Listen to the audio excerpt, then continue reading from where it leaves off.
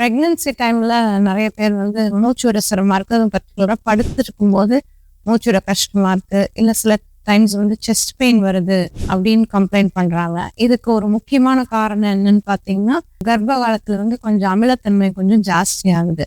எதனால் அப்படின்னா, நம்ம ப்ரொஜெஸ்டரால் ஹார்மோன் வந்து ஸ்பிங்டர்னு அந்த ஸ்டமக் பகுதியில் இருக்கிற ஒரு வேலை வந்து கொஞ்சம் ரிலாக்ஸ் பண்ணும்போது அந்த வயிற்றுல இருக்கிற ஆசிட் வந்து எதுக்கழிச்சிட்டு மேலே வருது. அதனால் கொஞ்சம் நம்மளுக்கு அந்த அமிலத்தன்மை ஜாஸ்தி ஆகுது. அப்போது அது மட்டும் காரணம் இல்லாமல் நம்ம ப்ரெக்னென்சி டைமில் எப்போவுமே உணவு பழக்க வழக்கங்கள் கரெக்டாக இருக்கணும்.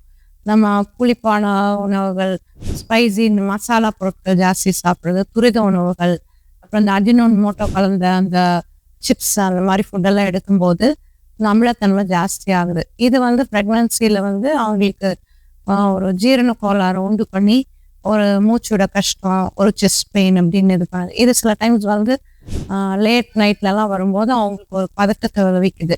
இதை வந்து எப்படி நம்ம ஓவர் கம் பண்ணி எப்படி வந்து நம்ம உணவு பழக்கங்கள் மாற்றுறது அப்படிங்கிறது நான் நெக்ஸ்ட் வீடியோவில் சொல்கிறேன். இன்னொன்று வந்து நம்ம ப்ரெக்னென்சியில் வந்து ஆஸ்பிரின் சாப்பிட்றோம், மெட்ஃபார்மின் சில டைம்ஸ் கொடுக்குறோம். அது ட்ரக்ஸ்னாலேயும் வந்து இந்த அமிலத்தன்மை கொஞ்சம் கூடி கொஞ்சம் சிரமம் ஏற்படுது.